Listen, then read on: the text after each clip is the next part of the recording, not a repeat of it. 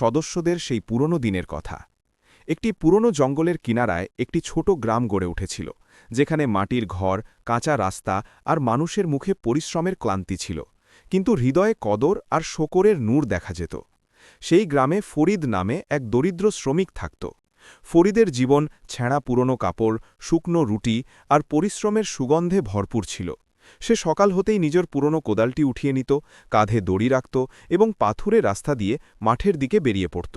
তার চোখে আশার চমক ছিল, পেট অর্ধেক ভরা থাকলেও হৃদয় পূর্ণ থাকত, কারণ তার বিশ্বাস ছিল যে আল্লাহ যাকে হালাল পরিশ্রমের তৌফিক দেন তার হাত কখনো খালি থাকে না। ফরিদ প্রতিদিন সকালে নিজের কুঁড়েঘরের সামনে দাঁড়িয়ে আকাশের দিকে তাকিয়ে বলত, হে রব, আমার হাতে বরকত দাও, আমার কদমকে নেক পথে রাখো। তারপর মাটির একটি ভাঙা লোটা তুলে নিয়ে উনুনে রাখা ঠান্ডা হয়ে যাওয়া রুটি আর সামান্য লবণ নিয়ে বেরিয়ে পড়ত। তার স্ত্রী সলিমা, যে রোগা পাতলা কিন্তু সবর ও হায়ার অর্থাৎ লজ্জার এক অনন্য দৃষ্টান্ত ছিল, সে তাকে দোয়ায় ভরা চোখে দেখত আর বলত, আল্লাহ তোমার ওপর রহম করুন ফরিদ, তুমি হাঁপিয়ে ওঠো। আর ফরিদ হেসে বলত, ক্লান্তি তাদের আসে যারা দুনিয়ার পেছনে ছোটে, আমি তো শুধু আল্লাহর সন্তুষ্টির পেছনে আছি। কিন্তু হৃদয়ের কোনো এক কোণে তারও কিছু স্বপ্ন ছিল, নিজের সন্তানদের ভালো পোশাক পরা অবস্থায় দেখা, ঘরে রান্না হওয়া সুগন্ধি রুটির ঘ্রাণ অনুভব করা এবং একদিন নিজের কুঁড়ে ঘরের জায়গায় একটি ছোট পাকা দালান বানানো। ফরিদের দুটি ছোট সন্তান ছিল, রইসা আর আয়ান, যাদের চেহারায় মাসুমিয়াত অর্থাৎ নিষ্পাপতা এমনভাবে চমকাত যেন অন্ধকার রাতে জোনাকি জ্বলছে। তারা প্রায়ই ক্ষুধার্ত অবস্থায় ঘুমিয়ে পড়ত, কিন্তু কখনো অভিযোগ করত না, কারণ সলিমা তাদের শিখিয়েছিল যে অভিযোগ মানুষকে দুর্বল করে দেয় আর সবর তাকে আল্লাহর নিকটবর্তী করে দেয়। গ্রামের মানুষ ফরিদকে সম্মানের চোখে দেখত, কারণ তার মন পরিষ্কার ছিল, হাত পরিশ্রমী ছিল আর মুখে সব সময় আলহামদুলিল্লাহ থাকত। কিন্তু কখনো কখনো ফরিদের মনে একটি ব্যথা জেগে উঠত, হে রব, কবে আমার সন্তানদের চোখে খিলখিলানি আসবে, কবে আমার হাতেও কিছু দৌলত আসবে। তারপর সে তখনই নিজেকে সামলে নিয়ে বলত, যিনি আমাকে সৃষ্টি করেছেন তিনি আমাকে ভুলবেন না। এমনই একদিন যখন সূর্য আকাশে উঠতে শুরু করেছিল এবং ক্ষেতে শোঁ শব্দে হাওয়া বইছিল, ফরিদ জঙ্গলের রাস্তা দিয়ে যাচ্ছিল। রাস্তাটি দীর্ঘ ছিল, কিন্তু তার স্বভাব ছিল যে সে চলার সময়ও সুবহানাল্লাহ, আলহামদুলিল্লাহ, আল্লাহু আকবার পড়ত। তার পায়ের ধুলো উঠত আর পাখিরা গাছে গান গাইত। কিন্তু সেই জঙ্গলেই এক চালাক এবং ধূর্ত শেয়াল থাকত, যার নাম মানুষ রেখেছিল ফিতরাত, কারণ তার চরিত্রে ধোঁকা, লোভ আর চাতুর্য ছিল। শেয়ালটি প্রায়ই ক্ষুধার্ত থাকত, জঙ্গলে ছোট প্রাণী ধরত, কিন্তু যখন শিকারি আসত আর সিংহ গর্জন করত সে পালিয়ে যেত এবং তারপর কোনো অবোধ প্রাণীকে মিথ্যা কথা, ধোঁকাবাজি আর চাতুর্য দিয়ে ফাঁসিয়ে নিজের পেট ভরত। সে ভাবত যে পরিশ্রম শুধু বোকারাই করে, বুদ্ধিমানরা চাল ঘাটে। এটাই ছিল তার শিক্ষা এবং এটাই তার চিন্তা। সেদিন শেয়ালটি দূর থেকে দেখল যে ফরিদ একা, ক্লান্ত এবং হয়তো কিছুটা বিষণ্ণ। শেয়ালটি তার লোভাতুর চোখ চকচক করিয়ে ভাবল যে এই শ্রমিকটিকে নরম মনের মনে হচ্ছে, একে ধোকা দেওয়া সহজ হবে।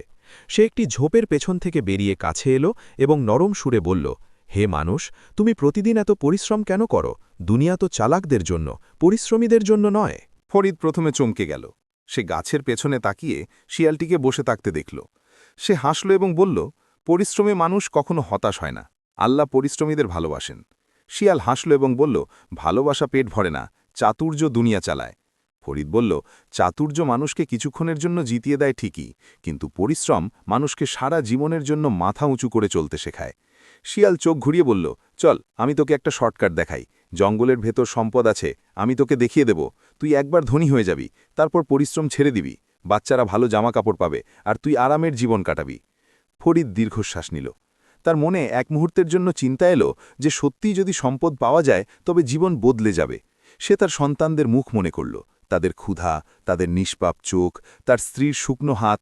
কিন্তু তারপর সে তার আত্মার ভেতর থেকে আওয়াজ শুনল, হে ফরিদ, হালাল পরিশ্রম ছেড়ে কোনো ধোকার দিকে যেও না। সে বলল, যদি ভাগ্যে থাকে তবে আল্লাহ দেবেন, আমি আমার পরিশ্রম ছাড়ব না। শিয়াল রাগে লেজ নাড়ল, কিন্তু তারপর ধীরে বলল, ভেবে দেখ, জীবন ছোট, সুযোগ প্রতিদিন আসে না। ফরিদ বলল, জীবন ছোট বলেই আমি একে গুনাহ আর ধোকা দিয়ে ভরিয়ে নষ্ট করতে পারি না। সে নিজের পথে চলতে লাগল। শিয়াল গাছের নিচে বসে দাঁত কিরমির করে বলল, দেখি কতদিন তুই সততার ভং ধরিস, ক্ষুধা সবাইকে ভেঙে দেয়। ফরিদ দূরে যেতে থাকল আর তার পায়ের তলায় ধুলো উঠতে থাকল।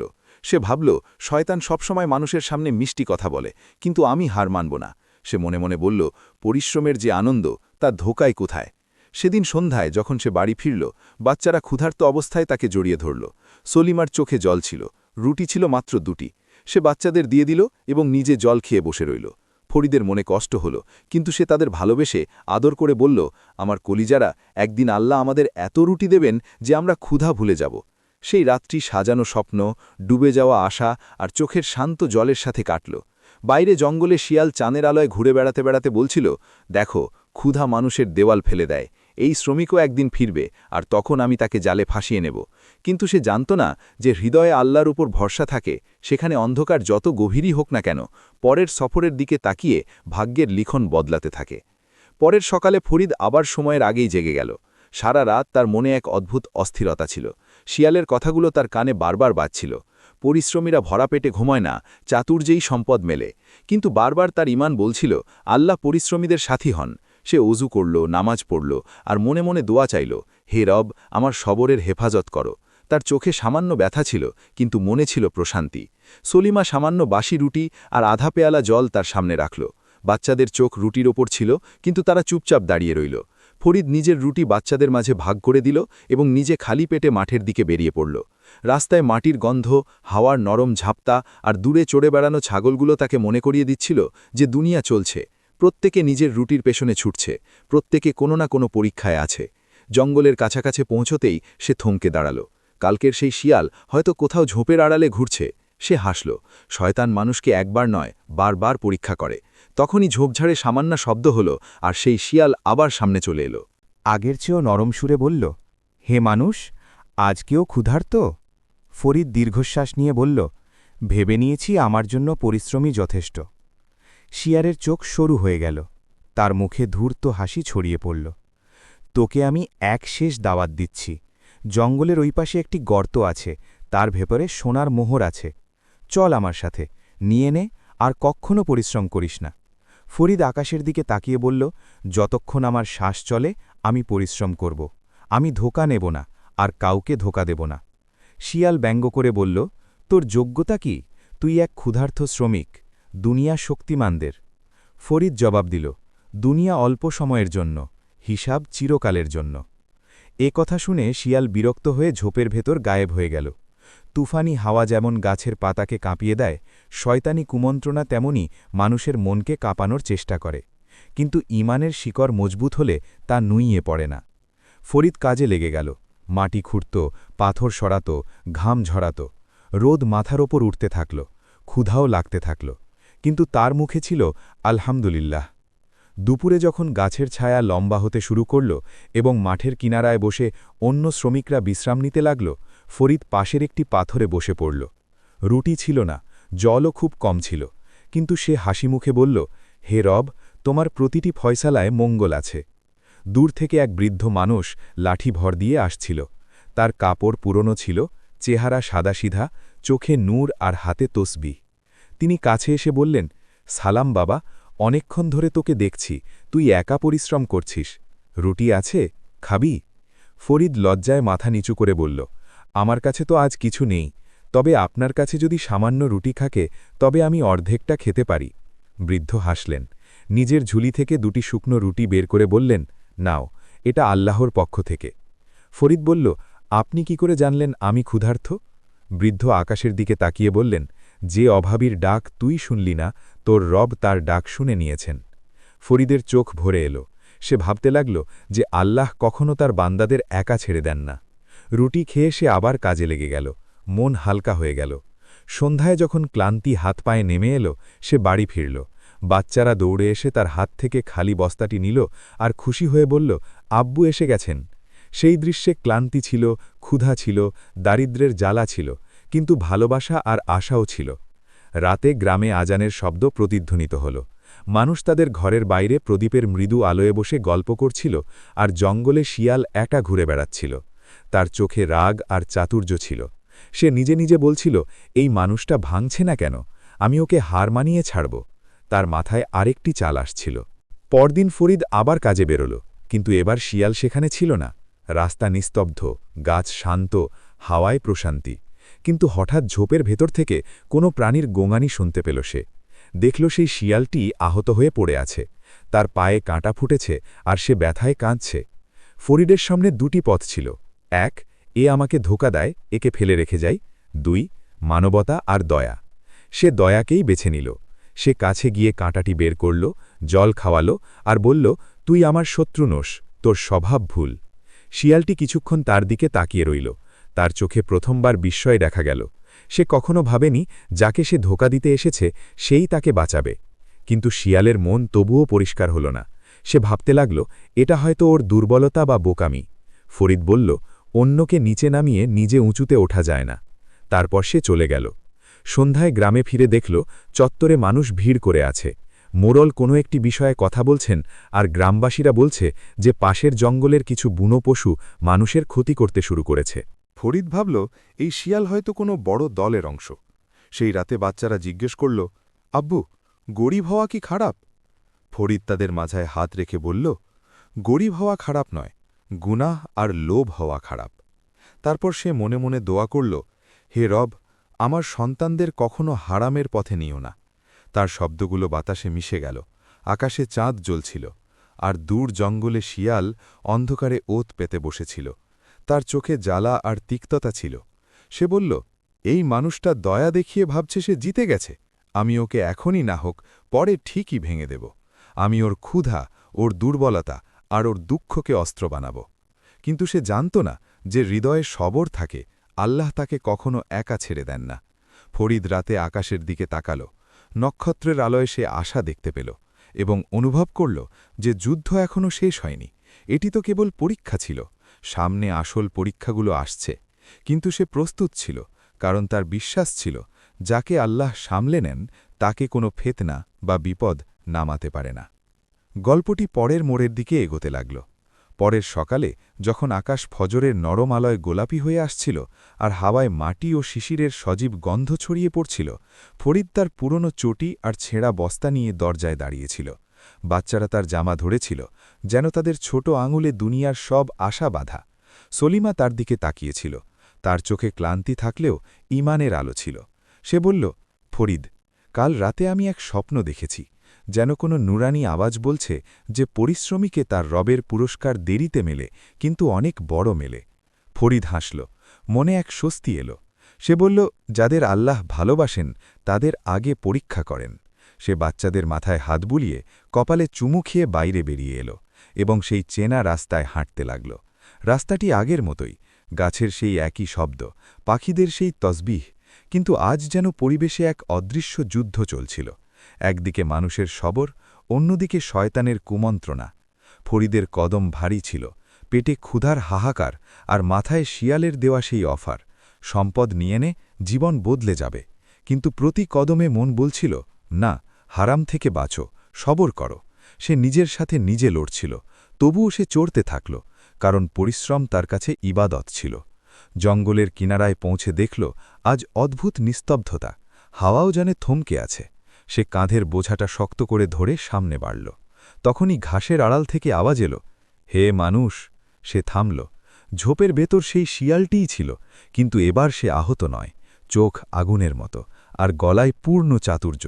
শিয়াল বলল, তুই আজও খালি পেটে কাজ করতে চলে এলি? একবার আমার সাথে চল, তোর বাচ্চাদের জীবন বদলে যাবে। ফরিদের শ্বাস ভারী হয়ে এলো। কিছুক্ষণের জন্য সে চোখ বন্ধ করল। বাচ্চাদের ক্ষুধার্ত মুখ মনে পড়ল। তারপর সে ধীরে বলল, আমার সন্তানরা যদি না খেয়ে মারাও যায়, তবুও আমি হারামের পথে যাব না। আল্লাহর পথে ক্ষুধা খুব ছোট পরীক্ষা। শিয়াল হেসে উঠল, তুই একটা বোকা মানুষ, জীবন একবারই পাওয়া যায়। ফরিদ বলল, জীবন এখানে একবার ঠিকই, কিন্তু হিসাব কেয়ামত পর্যন্ত চলবে। শিয়ালের চাতুর্য এবার রাগে রূপ নিল। সে বলল, ঠিক আছে, আজ তুই যা, কিন্তু মনে রাখিস ক্ষুধা সব সবরকে ভেঙে দেয়। সে ঝোপে গায়েব হয়ে গেল। ফরিদ চলতে থাকল। তার কদম ভারী ছিল, কিন্তু মন মজবুত। খেতে পৌঁছে সে মাটি খুঁড়তে লাগল। সূর্য মাথার উপরে উঠে গেল। কপাল থেকে ঘাম ঝরে মাটিতে মিশতে থাকল। দুপুরের মধ্যে তার হাত কাঁপতে লাগল, শরীর অবসন্ন হয়ে পড়ল। কিন্তু সে থামল না, কারণ সে জানত থেমে যাওয়া মানে পড়ে যাওয়া, আর পড়ে যাওয়া মানে শুধু মানুষের পতন নয়, বরং তার ঈমানের পতন। এরই মধ্যে এক মুসাফির সেখান দিয়ে যাচ্ছিলেন। কাপড় ছেঁড়া থাকলেও চোখে আশার আলো। তিনি ফরিদকে দেখে বললেন, ভাই, জল মিলবে?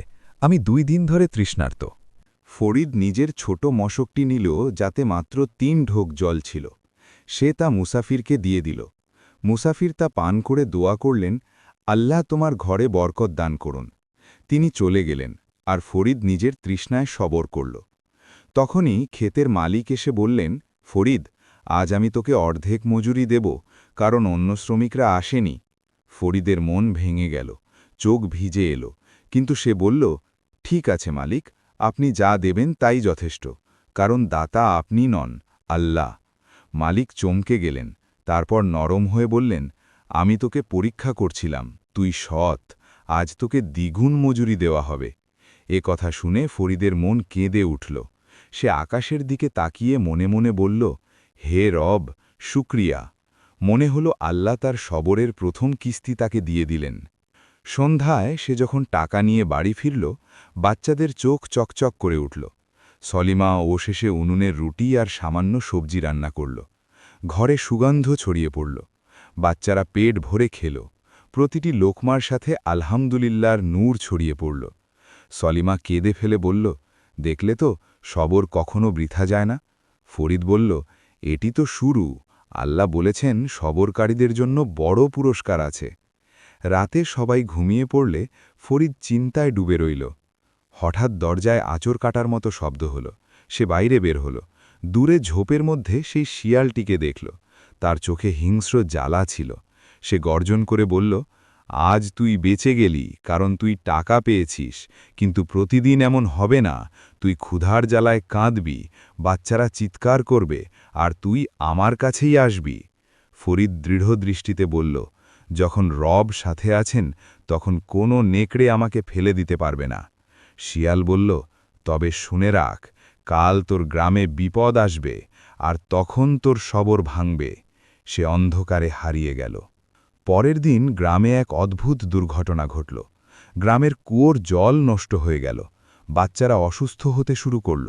ঘরে ঘরে অস্থিরতা ছড়িয়ে পড়ল। গ্রামবাসীরা আতঙ্কিত। সেই সময় শিয়াল জঙ্গলের কিনারায় বসে বলছিল, দেখো, এবার এই মানুষটা আমার সামনে মাথা নোয়াবে। ফরিদ দুশ্চিন্তায় ছিল। সে বাচ্চাদের অবস্থা দেখল। সলিমা কপালে হাত রেখে বলল, ফরিদ, এখন কি হবে? বুকটা ফেটে যাচ্ছিল। সে বলল, আমরা মসজিদে যাব, দোয়া করব, আল্লাহ আমাদের সাহায্য করবেন। সে বাচ্চাদের কোলে নিয়ে মসজিদে গেল। মেঝের ওপর বসে সে হাত তুলে বলল, হে রব, তুমি আমাদের একমাত্র সাহারা। তার অশ্রু ঝরতে থাকল। ইমাম সাহেব বললেন, পরিশ্রমী আর ধৈর্যশীলদের কখনো একা ছেড়ে দেওয়া হয় না। তখনই মসজিদের বাইরে থেকে এক অপরিচিত ব্যক্তি জলের মটকা নিয়ে এসে বলল, আমি পাহাড় থেকে মিষ্টি জল নিয়ে এসেছি, সবাই নিয়ে নিন। মানুষ অবাক হয়ে স্বস্তির নিঃশ্বাস নিল। বাচ্চারা জল পেল, রোগ কমল, আর গ্রামবাসীরা বলল যে আল্লাহ রহমত পাঠিয়েছেন। ফরিদের মনে শান্তির ঢেউ খেলে গেল। সে ভাবল, প্রতিটি বিপদই এক একটি পরীক্ষা, এবং প্রতিটি পরীক্ষার পরই স্বস্তি আসে। কিন্তু দূর ঝোপ থেকে শিয়ালটি নিঃশব্দে দেখছিল। তার চোখে হাড়ের ধোয়া উঠছিল। সে দাঁত কিরমির করে বলল, মানুষ, তুই জানিস না আমি আবার আসব, আমি তোর সবর ভেঙে ছাড়ব। কিন্তু ফরিদ আকাশের দিকে তাকাল।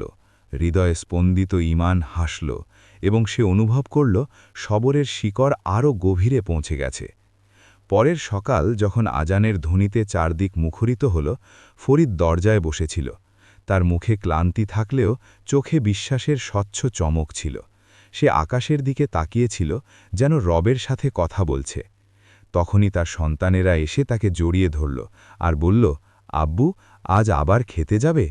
ফরিদ তাদের বুকে টেনে নিয়ে বলল, হ্যাঁ আমার ফুলেরা, রুটি পরিশ্রম থেকে মেলে, আর মানুষ পরিশ্রম করা ছাড়ে না। সলিমা রান্নাঘর থেকে ডাক দিল। তার হাতে মাত্র 2টি শুকনো রুটি ছিল। এই নাও, আটা আর ডাল তোমার জন্য। ফরিদের চোখ থেকে অশ্রু ঝরতে লাগল। সে বলল, এই চিন্তা আপনার মনে কে ঢোকাল? সেই লোক বললেন, হয়তো আল্লাহ। ফরিদ থলেটি বুকে জড়িয়ে বাড়ি ফিরল। সলিমা কেঁদে ফেলল। বাচ্চারা খুশিতে লাফিয়ে উঠে বলল, আব্বু, রুটি। সেই রাতে ঘরে উনুন জ্বলল, রুটির সুগন্ধ উড়ল। বাচ্চারা হাসতে থাকল, আর সলিমা বলল, দেখলে তো, সবর কখনো খালি হাতে ফেরে না। কিন্তু ফরিদ চুপ ছিল। সে বাইরে বের হল। আকাশের দিকে তাকালো, অশ্রু বইতে থাকল। হে রব, তুমি কত দয়াময়। দূর ঝোঁপ থেকে শিয়াল জ্বলন্ত চোখে দেখছিল। তার মুখে বিস্ময়, রাগ আর হারের বিরক্তি। সে দাঁত কিরমির করে বলল, মানুষ, তুই জিতছিস না। আমি এক বড় খেলা খেলব। আমি শুধু ক্ষুধা দেব না, এবার ভয় আর দুর্ঘটনা আনব। কিন্তু এবার ফরিদের আওয়াজ ছিল মজবুত। আয়, আমি একা নই, আমার সাথে আমার রব আছেন। আকাশে শক্তি প্রতিধ্বনিত হল। তারাগুলো চমকালো, আর মনে হলো আকাশও যেন বলে দিল, যাকে আমি ধরে রাখি তাকে কেউ ফেলে দিতে পারে না। ঈমান আর ধোঁকার যুদ্ধ পরবর্তী কঠিন মোড়ের দিকে এগিয়ে চলল। সকালের হাওয়া আজ আরও ভারী ছিল, যেন কোনো অজানা তুফান ধীরে ধীরে পা বাড়াচ্ছে। আকাশে মেঘ ছিল, কিন্তু বৃষ্টি নেই। গাছের পাতা হাওয়া ছাড়াই নড়ছিল। ফরিদ যখন ঘুম থেকে উঠল, তার মনে অদ্ভুত অস্থিরতা ছিল। রাতের নামাজ আর দোয়ার পরও তার মনে হচ্ছিল আজ কোনো বড় পরীক্ষার দিন। সলিমা ক্ষীণ স্বরে জিজ্ঞেস করল, আজও কি খেতে যাবে? ফরিদ মাথা নাড়ল। হ্যাঁ, যতক্ষণ শরীরে প্রাণ আছে পরিশ্রম ছাড়ব না। বাচ্চারা তার জামা ধরে বলল, আব্বু, আমাদের ভয় লাগছে। ফরিদ তাদের কপালে চুমুকিয়ে বলল, ভয় তখন আসে যখন মানুষ একা থাকে। আমরা একা নই, আল্লাহ আমাদের সাথে আছেন।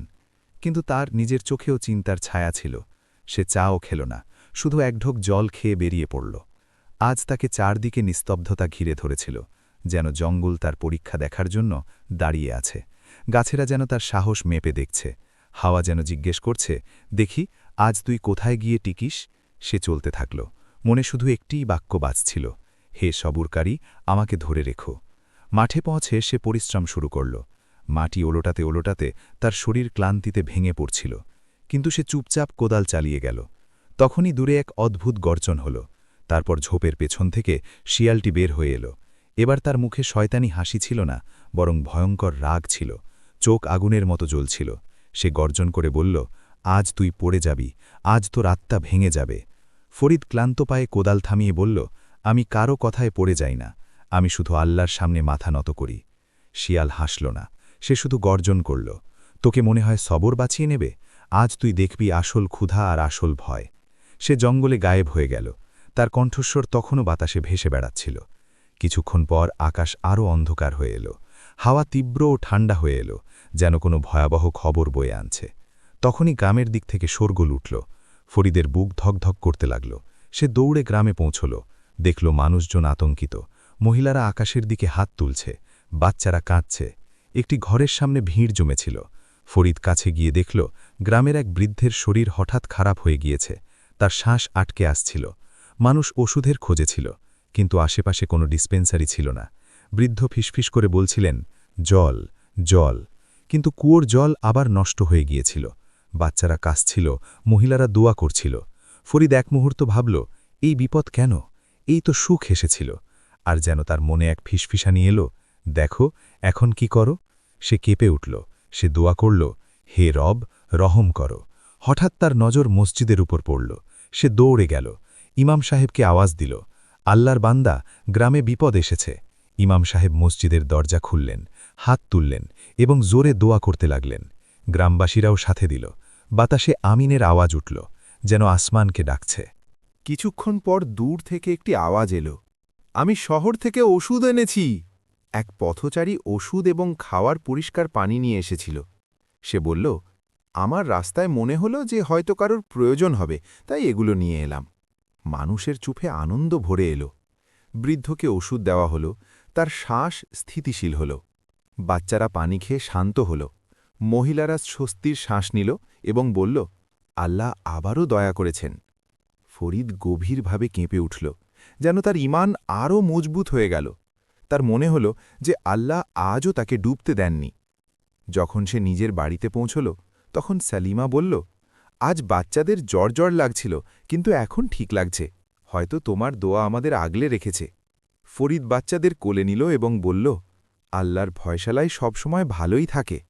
কিন্তু তার মনে তখনও একটা বোঝা ছিল। সে জানত যে এই লড়াই এখনও শেষ হয়নি। অন্ধকার ঘনিয়ে আসছিল। রাতে সে ঘরের বাইরে বসল। বাতাসে ঠান্ডা, তার পায়ে ক্লান্তি। পেট খালি, কিন্তু মনে নূর। সে আসমানের দিকে তাকালো এবং বলল, ইয়া করিম, আমার মন মজবুত করো। তখনই ঝোপঝাড়ের মধ্যে খসখস শব্দ হল এবং সেই শিয়াল আবার সামনে এলো। কিন্তু এবার সে শান্ত ছিল, তার কণ্ঠে ঠান্ডা বিষ। তোর কি মনে হয় তোর রব তোকে সব সময় বাঁচাবে?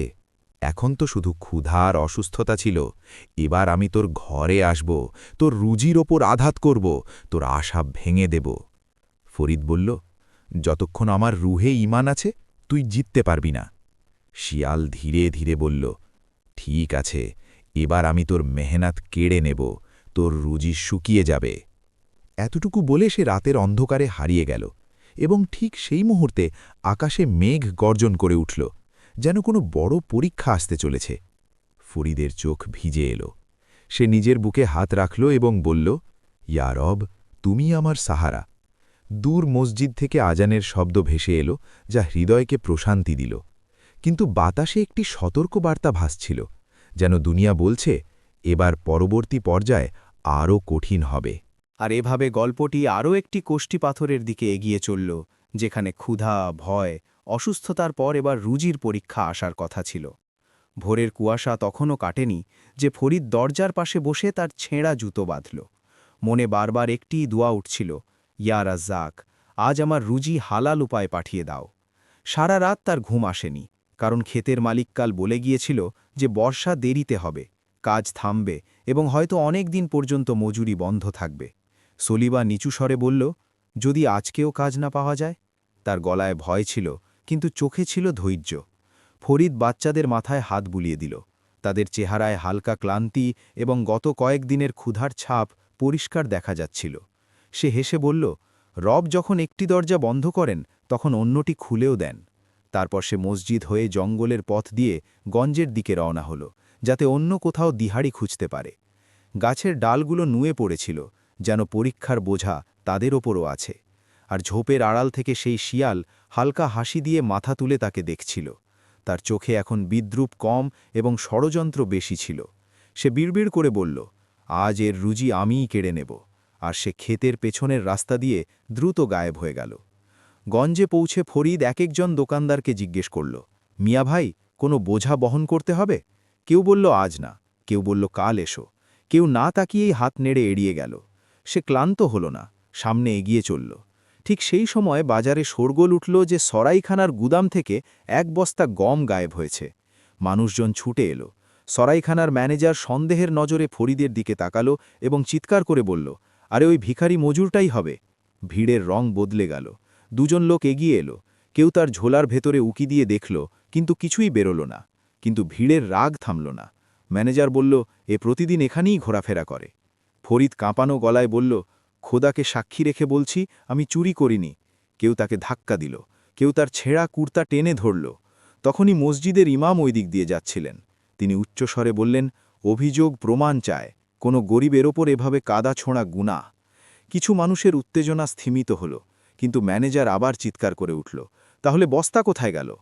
ঠিক সেই মুহূর্তেই গলির মোড় থেকে একটা কুকুরকে দৌড়াতে দেখা গেল। তার মুখে গমের দানা লেগেছিল। ইমাম ইশারা করলেন, অভিযোগ ছাড়ো, আগে খোঁজ করো। ৩-৪ জন যুবক পেছনে দৌড়াল এবং সরাইখানার পেছনের ভাঙা দেয়ালের কাছে গমের বস্তা অর্ধেক ফাটা অবস্থায় পাওয়া গেল, যার পাশে টাটকা ছাপার ছাপ ছিল। ফরিদ ইমামের দিকে তাকালো। হৃদয়ে কৃতজ্ঞতার অশ্রু ফুটে উঠল। ইয়া রব, তুমি নির্দোষীটা বাঁচিয়ে নিলে। কিন্তু ভিড়ের অনেক চেহারায় তখনও সন্দেহ লেগেই ছিল। সেই সময় ঝোপের আড়াল থেকে শিয়াল দাঁত বের করে হাসল এবং মনে মনে গর্জন করল। ভিড়ের আগুন একটা দানা থেকেও জ্বলে ওঠে, এ আজ বেঁচে গেল, কাল বাঁচবে না। তারপর সে সরে গিয়ে গঞ্জের বাইরে চলে গেল।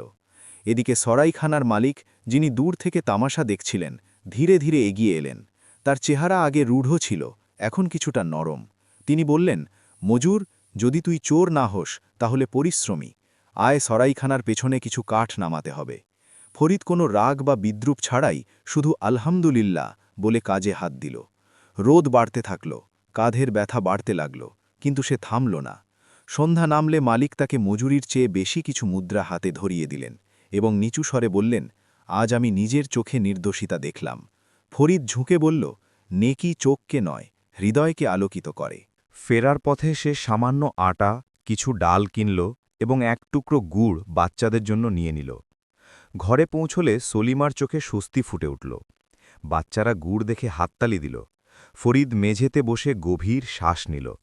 কিন্তু সেই মুহূর্তেই দূর জঙ্গল থেকে হিমেল বাতাসের ঝাপটা এলো, যেন কোনো অদৃশ্য বিপদ কাছে আসছে। রাতের প্রথম প্রহরে সে উঠে বাইরে এলো। আকাশে মেঘের কালো স্তর ছিল, গাছের মগডালগুলো দুলছিল এবং মাটির ঘরের দেয়ালগুলো হালকা আওয়াজ করছিল। সে ভাবল, যদি তুফান আসে তবে আমাদের ঝুপড়ি টিকে থাকতে পারবে না। মনে ঘাবড়ানোর হালকা স্ফুলিঙ্গ জেগে উঠল। সে হাত তুলল, ইয়া হাফিজ, ইয়া নাসির, আমাদের হেফাজত করো। তখনই ঝোপঝাড়ের ভেতর থেকে শিয়ালের চুপি চুপি হাসির শব্দ শোনা গেল। রুজি বাঁচিয়ে নিলি, এবার ছাদ বাঁচা যদি বাঁচাতে পারিস। ফরিদ জবাব দিল না, শুধু হাসবুনাল্লাহ পড়তে থাকল। মাঝরাতে প্রবল বাতাস বইল, কাঁচা ছাদের তালিগুলো খসে পড়তে লাগল। বাচ্চারা ভয় পেয়ে উঠে বসল। সলিমা তাদের বুকে জড়িয়ে ধরল। ফরিদ কাঠের সাহায্যে ছাদটাকে ধরে রাখার চেষ্টা করল।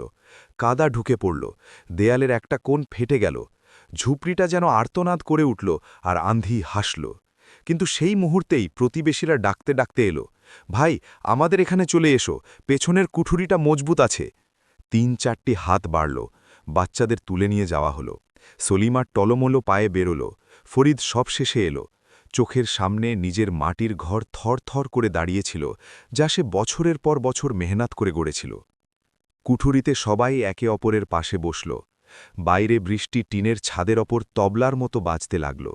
বাতাস গলিতে চিৎকার করল এবং হৃদয়ে ভয়ের সরু সূঁচ আবার বিনতে লাগল। কিন্তু সেই কুঠুরিতে আমিনের সমবেত ফিসফাস ভয়ের গলা টিপে ধরল। সকালের প্রথম নীল আলোয় তুফান থামলে মানুষজন বাইরে এলো। অনেক কাঁচা ঘরের দেয়াল হেলে গিয়েছিল, কারো চুলা ভেজা পড়েছিল, কারো ডাল মাটিতে মিশে গিয়েছিল। ফরিদের ঝুপড়ির একটা কোণ পড়ে গিয়েছিল। সে দাঁড়িয়ে তাকিয়ে রইল। গলায় কিছু একটা আটকে ছিল, চোখে পানি, কিন্তু চেহারায় এক অদ্ভুত স্থিরতা, যেন মন বলছিল, মালিকের মাল মালিকের হাতে। তখনই মসজিদের ইমাম ঘোষণা করলেন, যার ঘরের ক্ষতি হয়েছে আমরা সবাই মিলে কাদা মাখব, দেওয়াল তুলব, যার কাছে যা আছে তাই ভাগ করে নেব। গ্রামের জোয়ান, বৃদ্ধ এবং মহিলারা হাতে ঝুড়ি নিয়ে তার সাথে চলতে লাগল। কেউ কাঠ দিল, কেউ দড়ি, কেউ শুকনো খড়, এবং মজুরদের একটা লাইন তৈরি হয়ে গেল, যার সামনে ফরিদ নিজে দাঁড়িয়েছিল। কাজ করতে করতে দুপুর গড়িয়ে গেল। মাটির গন্ধ, ঘামের লবণ, হাতের তালুর জ্বালা, কিন্তু মনের তেজও সাথে ছিল। সন্ধ্যা হতে হতে ঝুপড়ি আবার দাঁড়িয়ে গেল। তালিগুলো নতুন ছিল, খুঁটিগুলো মজবুত ছিল, এবং স্বপ্নের জন্য আবার একটি ছোট্ট জায়গা তৈরি হয়ে গেল। এরই মধ্যে সরাইখানার সেই মালিক এলেন। তিনি দূর থেকে কাজের দৃশ্য দেখলেন। কাছে এসে বললেন, কাল থেকে আমার সরাইখানার গুদামে স্থায়ী কাজ আছে, রোজগার মজুরি ঠিক থাকবে, বৃষ্টি হোক বা রোদ। ফরিদ অবাক হয়ে তার চেহারার দিকে তাকাল। মালিক চোখ নামিয়ে নিলেন।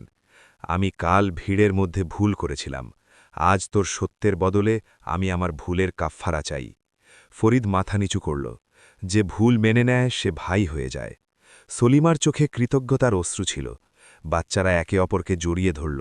প্রতিবেশীদের চেহারায় হাসি ছড়িয়ে পড়ল। দূর জঙ্গলের কিনারায় শিয়াল এই দৃশ্য দেখে ঘাবড়ে গেল। আমি রুজিতে আঘাত করলাম, ছাদে আঘাত করলাম, ইজ্জাতে দাগ লাগালাম, তাও এই মানুষটা কেন ভাঙল না? তার ভেতরে হিংসার আগ্নেয়গিরি ফাটল। সে দাঁত কিড়মিড় করে ফোঁসফোঁসাল, এবার ওর হৃদয়ে আঘাত করব। হয় ওর আপনজনরা ওকে ছেড়ে চলে যাবে, অথবা ও নিজে ওর রবের কাছে নালিশ করবে, তবেই ও হারবে। সে রাতের অন্ধকারে এক নতুন চাল ভেবে নিল। ওদিকে ফরিদ ঝুপড়ির নতুন দেয়ালে হাত বোলাতে থাকল। তার আঙুলে মাটি, চোখে আর্দ্রতা, হৃদয়ে শুক্রিয়া এবং মাথায় এই সত্য যে ঈমানের পথ অবশ্যই পিছলে হয়, কিন্তু যার পায়ে তাওয়াক্কুলের ভার থাকে সে পিছলে যায় না। সে বাচ্চাদের বসিয়ে বলল, আজকের সবক হল, মানুষের সন্দেহ তোকে ফেলে দিতে পারবে না যতক্ষণ তুই নিজে মিথ্যা না বলিস। আর তুফান তোর ঘর ফেলে দিতে পারে, কিন্তু তোর ভরসা নয়। সলিমা যোগ করল, আর প্রতিবেশীরা একে অপরের ঢাল। রাত নামলে সবাই মিলে তেলাওয়াত শুনল। ছোট্ট কুঠুরিতে প্রশান্তির মুক্ত ছড়িয়ে পড়ল, এবং এক নতুন আগামীর আশা সেই মুক্তগুলোকে গেঁথে চলল। আকাশ পরিষ্কার হয়ে গিয়েছিল, মেঘের চাদর সরে গিয়েছিল, কিন্তু গল্পের ভাঁজে শিয়ালের পরবর্তী চালের ছায়া তখনও বাকি ছিল, যেন কোনো কালো কাক দূর দেয়ালে বসে এই ঘোষণা করছে যে পরীক্ষা এখনও শেষ হয়নি।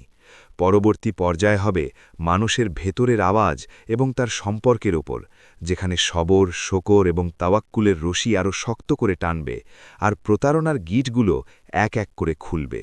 যেদিন ফরিদের জীবনে শেষ পরীক্ষার মুখোমুখি হতে হল, সেই দিনটি তার জন্য রহমতের দরজা হিসেবে প্রমাণিত হল। গ্রামের ওপর দিয়ে অনেক কঠিন পরীক্ষা অতিবাহিত হয়েছিল। ছাদ ভেঙেছে, রেশন কমেছে, বাচ্চারা কখনো কখনো রাতে দীর্ঘশ্বাস ফেলত। কিন্তু ফরিদের মন পাথর হয়ে যায়নি। তার চোখে তখনও সেই প্রশান্তি ছিল, যা তার মায়ের দোয়া থেকে এসেছিল। সে এখন পর্যন্ত প্রতিটি মুহূর্তে ঈমান এবং সত্যের হাত ধরে রেখেছিল, এবং সেই ঈমানই তাকে শেষ মোড়ে রক্ষা করল। শিয়াল যে এখন পর্যন্ত প্রতিটি চালে জাল বিছিয়েছিল, সে তার শেষ ষড়যন্ত্রের সাথে ফিরে এলো। এইবার সে গ্রামের ভেতরে ফিসফাস ছড়াল। সে মিথ্যা ছড়িয়ে দিল যে কিছু লোক গ্রামের সবার মিলে জমানো শস্যের ভাণ্ডার রাতে গোপনে নিয়ে যাচ্ছে, আর এই অভিযোগ সেই গরিবদের উপর লাগিয়ে দিল, যাদের সমাজ আগে থেকেই সন্দেহের চোখে দেখে আসছিল। ভিড়ের মধ্যে অস্থিরতা দেখা দিল। সন্দেহের আগুন জালিমদের মতো দাউ দাউ করে জ্বলতে লাগল, এবং সেই আগুনের মাঝখানে শিয়াল খুশিতে হাত ঘষছিল, কারণ তার কৌশল এটাই ছিল, সন্দেহ তৈরি করে মানবিক সম্পর্কগুলো কেটে দেওয়া, যাতে একা মানুষ দুর্বল হয় এবং যে কোনো বাহানায় হারামের পথ ধরে। ফরিদ দেখল যে ভিড়ের কিছু চোখের মধ্যে সেই পুরনো সন্দেহ পরিষ্কার, কিন্তু সে ঘাবড়ানোর বদলে তার ব্যবহার এবং ভালোবাসা দিয়ে মানুষদের সাথে ঘনিষ্ঠতা তৈরি করল।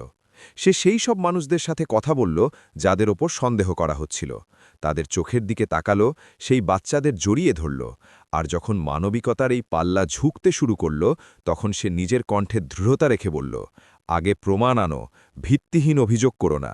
আল্লাহ আমাদের ইনসাফ এবং রহম শিখিয়েছেন।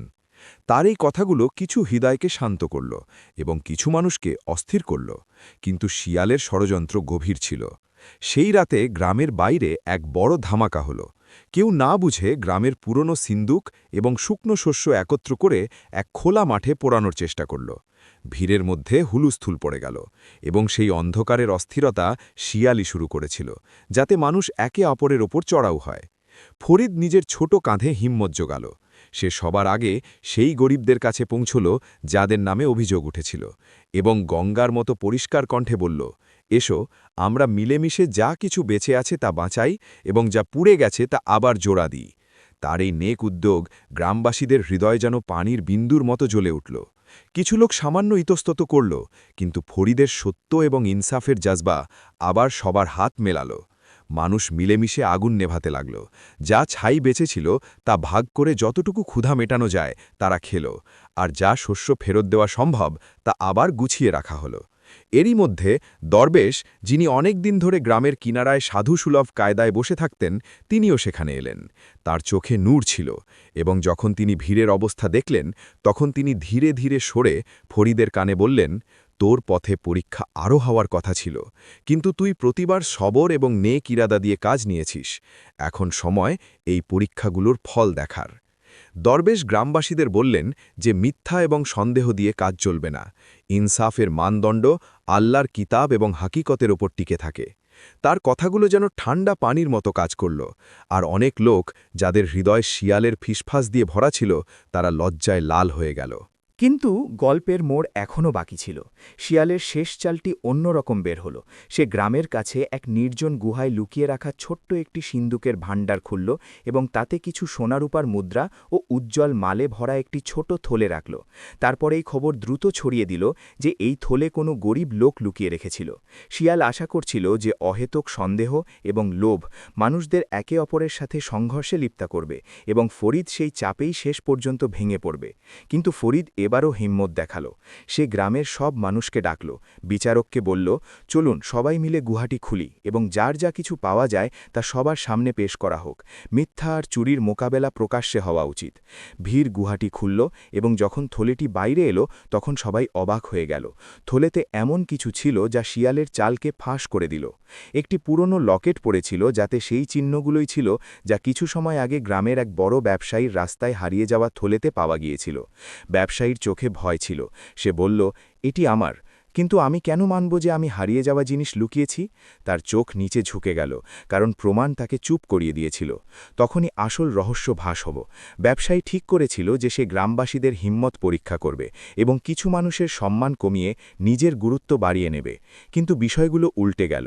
শিয়ালের ষড়যন্ত্র যখন তীক্ষ্ণ নজরে এলো, তখন বাজারের ভিড়ে শোরগোল উঠল। শিয়ালের আসল চেহারা প্রকাশ পেল। সে এক চালাক শিকারীর সাথী বের হল, যে জঙ্গলের আওয়াজ এবং মানুষের ভয়ের সুযোগ নিয়ে গুজব ছড়িয়েছিল, যাতে সে নিজেকে সুরক্ষিত রাখতে পারে এবং চুরির সুযোগ খুঁজতে পারে। গ্রামবাসীরা মিলে শিয়ালকে ধরল। জীবন্ত ধরা তাদের উদ্দেশ্য ছিল, যাতে তার চালগুলোর উপর শিক্ষা দেওয়া যায়, এবং সেই বাজারের ব্যবসায়ী নিজের হীন কাজের জন্য লজ্জা অনুভব করল এবং প্রকাশ্যে ক্ষমা চাইল। ফরিদ শুধু শিয়াল এবং নির্লজ্জ ষড়যন্ত্রের মুখোশী উন্মোচন করেনি, বরং সে তার দয়ালু এবং ধৈর্যের ব্যবহারের মাধ্যমে গ্রামে আবার ভরসা এবং ঐক্যের হাওয়া বইয়ে দিল। এই পর্যায়ে গ্রাম মিলে ফয়সালা করল যে কারো সম্মানের সাথে খেলা এখন আর কারো সাধ্যে হবে না, আর তারা সবাই মিলে এক ছোট্ট বিচার বিভাগীয় কমিটির মতো গঠন করবে, যারা যে কোনো সন্দেহের তদন্ত করবে, যাতে শিয়ালের মতো চরিত্ররা সুযোগ না পায়। ফরিদের সত্যতা, তার সবরের দৃষ্টান্ত এবং তার দয়ালু হৃদয় গ্রামের জন্য এক উদাহরণ হয়ে গেল। মানুষ তার সাথে শুধু সম্মানের সাথেই ব্যবহার করতে লাগল না, বরং সে চাকরির প্রস্তাব এবং সমাজের সাহায্যের মাধ্যমে আরও ভালো অবস্থায় পৌঁছাল। সেই সরাইখানার মালিক, যে আগে ভুল করেছিল, এখন সে মন থেকে ফরিদকে কাজে রাখত। ব্যবসায়ী জনসমক্ষে ক্ষমা চাইল এবং গ্রামের ক্ষতির পূরণের জন্য সাহায্যের ওয়াদা করল। আর দরবেশ তার সেই ছোট্ট থলে থেকে কিছু রূপার মুদ্রা গ্রামের মানুষের নাগরিক তহবিলে দিয়ে দিলেন, যাতে যাদের ঘর বুড়িভাবে ক্ষতিগ্রস্ত হয়েছিল তারা আবার উঠে দাঁড়াতে পারে। এইভাবে ফরিদ এবং গ্রাম মিলে তাদের হারানো সম্মান এবং শান্তি আবার ফিরে পেল। সবচেয়ে বড় কথা এটাই ছিল যে ফরিদের ভেতরে যে ইনসাফ এবং তাবাক্কুল ছিল তা আরও গভীর হয়ে গেল। সে অনুভব করল যে আসল সম্পদ কোনো থলেতে নয়, বরং হৃদয়ে থাকা সত্য, অহংকার ছেলে অন্যদের সাথে ভাগ করে নেওয়ার ক্ষমতা এবং আল্লাহর ওপর অটল বিশ্বাসে রয়েছে। তার স্ত্রী সলিমার চেহারা এখন আবার খিলখিল করে উঠল। বাচ্চাদের হাসি ঘরে গুঁজতে লাগল। আর যে ছোট ছোট স্বপ্নগুলো কখনো তার পা চুমু খেত, পাকা বাড়ি, বাচ্চাদের পড়াশোনা, একটি ছোট্ট জায়গা যেখানে কেউ না খেয়ে ঘুমাবে না, সেগুলো এখন সমাজের সাহায্য এবং আল্লাহর রহমতের সাথে দ্রুত সত্যি হতে দেখা গেল। এরই মধ্যে দরবেশ একদিন সন্ধ্যায় ফরিদের কাছে এসে তাকে জড়িয়ে ধরলেন এবং বললেন, তোর মতো মানুষকে দেখে এই দুনিয়ার সমস্ত মুশকিলও হার মেনে নেয়। তুই দেখিয়ে দিলি কিভাবে সত্য এবং নেক নিয়ত দিয়ে মানুষ সবচেয়ে বড় লড়াই জিততে পারে। ফরিদ মাথা নিচু করে বলল, এসব আল্লাহর দান এবং গ্রামবাসীদের সাথ। মানুষ একা নয়, তবে তার পথ পরিষ্কার থাকে যখন সে নেক ইরাদায় চলে। অবশেষে শিয়াল এবং তার সাথীদের অনেক দিনের জন্য গ্রাম থেকে বের করে দেওয়া হলো, এবং গ্রাম মিলে এটি ঠিক করল যে এখন থেকে তারা ছোটখাটো অভাবের জন্যেও একে অপরের চোখের পানি পড়তে দেবে না, বরং সাহায্যের হাত বাড়িয়ে দেবে। ফরিদ সরাইখানায় স্থায়ী কাজ পেল, যার ওপর ভিত্তি করে সে এখন তার বাচ্চাদের পড়াশোনার জন্য টাকা জমাতে পারত। সে একটি ছোট্ট দোকানের ব্যবস্থাও করল, যাতে সলিমা ঘর থেকে কিছু বানিয়ে বিক্রি করে পরিবারের খরচে সাহায্য করতে পারে, এবং গ্রামের ছোট্ট লাইব্রেরিতে বাচ্চাদের জন্য বই এলো। সব কিছু ধীরে ধীরে উন্নত হতে লাগল।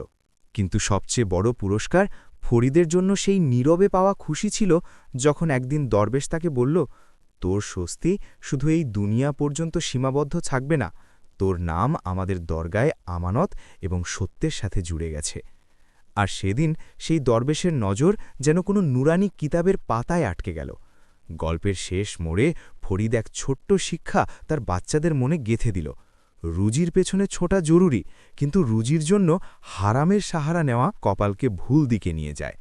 সে তাদের শেখালো যে পরীক্ষা যত বড় হয় তাতে সবর ততটাই মহান হওয়া উচিত, আর যখন মানুষের হৃদয় আল্লাহর উপর টিকে থাকে তখন কোনো চাল তাকে নাড়াতে পারে না।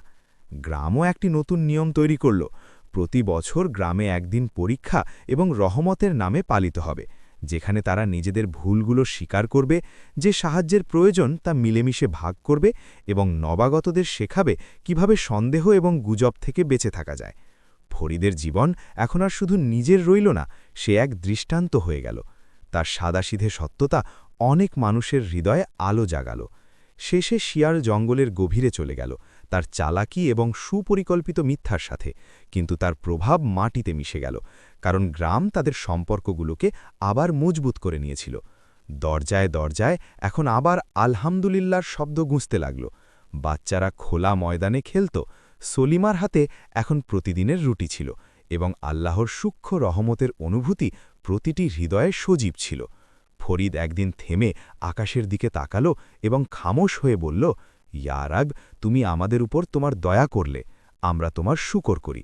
আর আসমানের সেই শান্তিতে যেন ক্ষুধা মুচকি হেসে তার দোয়া কবুল করে নিলেন।